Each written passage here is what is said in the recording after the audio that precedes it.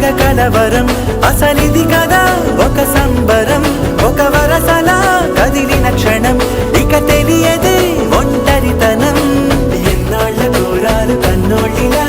వస్తూనే పోయాయి కన్నీళ్ళిలా ఇల్లంతా మారింది సందళ్ళుగా